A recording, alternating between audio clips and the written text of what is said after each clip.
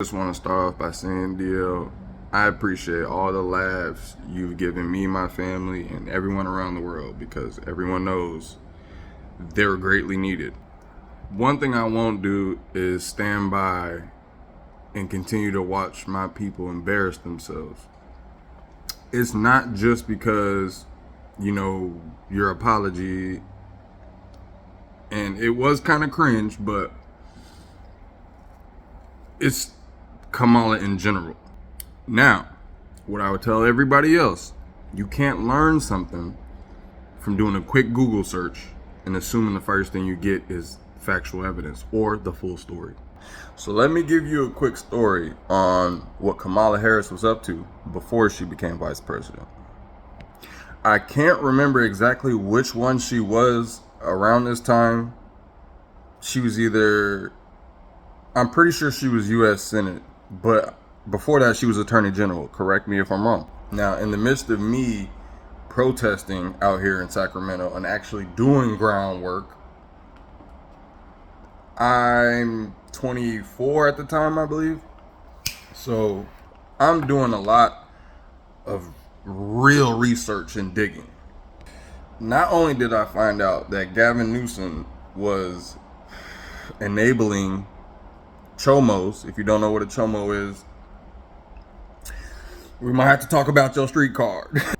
But yes, I found out that a lot of the politicians around California and in California were protecting these chomos.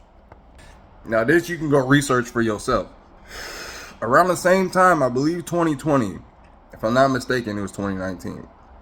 But I have screenshots. I'm more than happy to send them to you if you need them.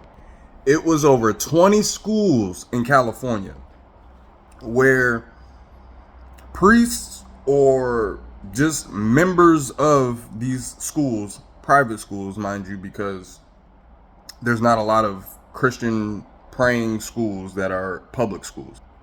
At these said private schools or schools in churches, there were known priests and deacons assaulting.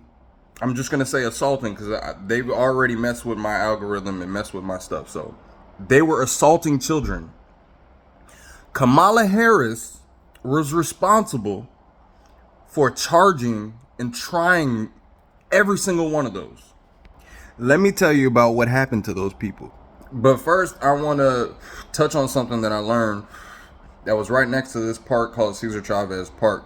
And everybody who's in Sacramento who knows Cesar Chavez Park knows exactly where I'm talking about. So, mind you, this is downtown.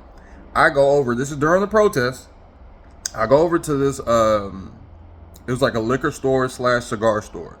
So I go to get my wraps and I'm about to roll up, mellow out for before all the festivities. I'm talking to the man at the counter and letting him know just some of the stuff that's on my mind, because he's like at everyone that's coming to the store, he's like, you're the actual one that looks real serious. And I'm like, you don't know what the fuck I've just learned. So mind you, I'm still in my head about all this.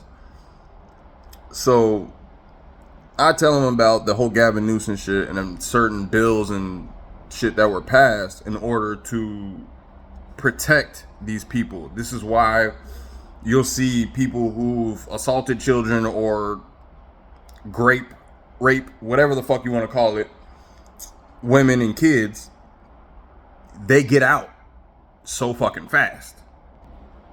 Go ahead and thank him and Kamala Harris.